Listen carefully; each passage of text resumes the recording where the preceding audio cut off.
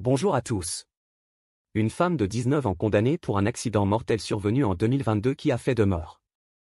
Explication dans cette vidéo. Un cri d'horreur puis des sanglots. Une scène tristement habituelle à l'hôpital Metro Health de Cleveland. Mais celle d'aujourd'hui a de quoi bouleverser. Étendue sur son lit médicalisé, la patiente est très jeune. De son œil noirci par un hématome, une larme coule. Sa lèvre tremblote. Ses mains se crispent. Tu ne te souviens vraiment de rien? Lui demande encore l'infirmière. Non, bégaye Mackenzie, 17 ans. J'ai dû m'évanouir. Pourquoi sa voiture a-t-elle quitté la route, à l'aube de ce 31 juillet 2022? Comment a-t-elle fait pour aller s'encastrer dans ce gros mur de briques sur Progress Drive? L'adolescente est incapable de le dire. Même l'intervention des pompiers pour la désincarcérer, elle ne s'en souvient pas. Mais désormais, elle va devoir vivre avec les conséquences tragiques de l'accident.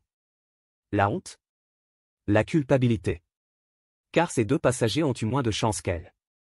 Dominique, son petit ami, et leurs copains d'avion n'ont pas survécu.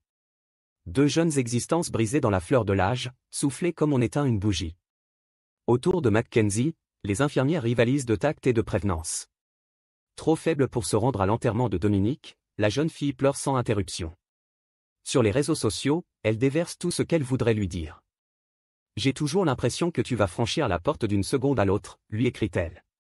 Ton rire me manque, ton sourire parfait. Je ressens ton énergie autour de moi tous les jours. De sa main tremblante qui tenait le volant fatal, elle poursuit, tu me manques tellement, ça me tue. Je t'aimerai toujours, mon âme sœur. Dominique et Mackenzie se sont rencontrés il y a 4 ans. À l'époque, lui est un ado un peu rebelle, encore en train de se chercher sous son épaisse tignasse brune. Passionné et touche-à-tout, il hésite sur l'orientation de sa carrière.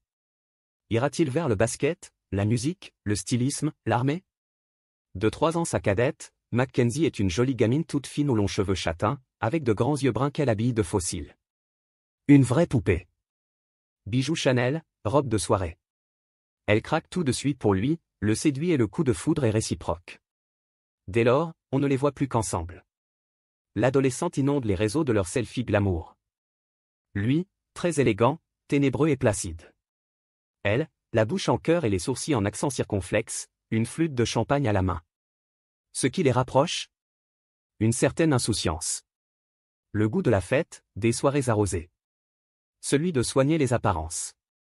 L'accident qui les sépare pour toujours n'en semble que plus tragique. Un si joli couple brisé si jeune.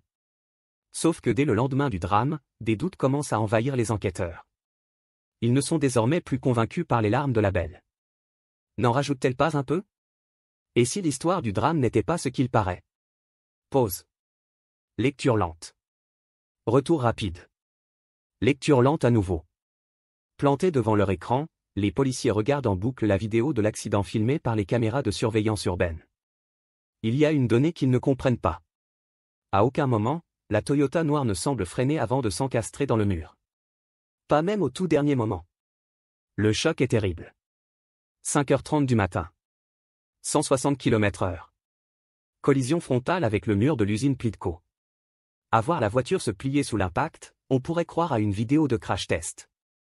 Dans la carcasse du véhicule, on a retrouvé la mule Prada en peau de mouton de Mackenzie, encore pressée contre la pédale d'accélérateur. La petite tête brûlée l'a-t-elle confondue avec la pédale de frein, ivre comme elle était? Il faut dire que les 3 jeunes étaient particulièrement entamés. Apéro plus que corsé. Joint à gogo. Mais les flics ont quand même du mal à croire au banal accident de défonce. Bientôt, une autre addition de détails les chiffonne. Retour 2 semaines avant les faits. Nous sommes le 17 juillet 2022. Les mains crispées sur son volant, Mackenzie ne décolère pas. Elle en veut à Dominique pour une raison indéterminée. Et elle a bien l'intention de le lui faire savoir. Arrivée sur l'autoroute 71, elle fait rugir le moteur et envoie l'aiguille du compteur de vitesse au-delà des limites raisonnables.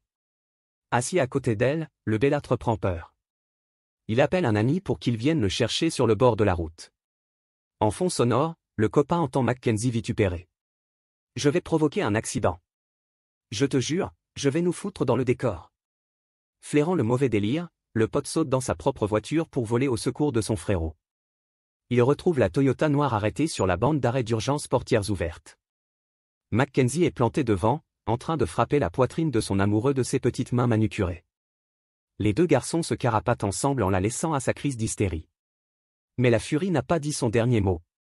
Un peu plus tard dans la soirée, alors que Dominique est rentré chez lui, un bruit de moteur caractéristique résonne dans la rue.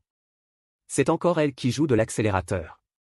Tu vas ouvrir cette porte, maintenant, ou tu vas voir de sérieux problèmes. Quelques jours plus tard, Mackenzie est filmée par la vidéosurveillance urbaine.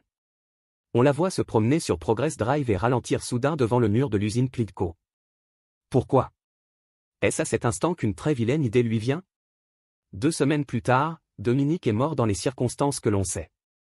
Sur son lit d'hôpital, le premier torrent de larmes passé, la jeune fille se remet vite. Un peu trop, peut-être. Son sourire revient en quelques jours, comme le maquillage sur ses joues. Sur son portable, elle postule pour des emplois de mannequin à Los Angeles. 2 mois plus tard encore, elle est dehors, non pas sur ses jambes, mais en fauteuil roulant. Elle se rend à un concert avec ses copines, à la force de ses poignets.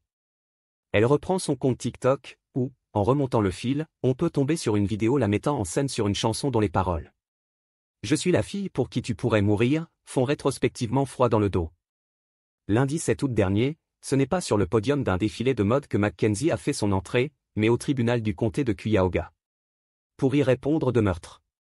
Vêtue d'un simple pantalon et d'un t-shirt, les yeux à nouveau rougis de larmes. La jeune fille a bien tenté d'apitoyer son monde. Je me souviens d'avoir tourné dans la rue, a-t-elle sangloté à la barre.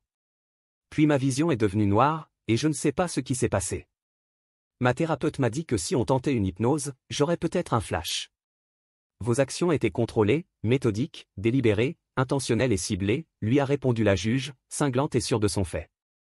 On n'appelle pas ça une conduite imprudente. On appelle ça un double meurtre. Mackenzie a été condamnée à la prison à vie, avec 15 ans de peine incompressible.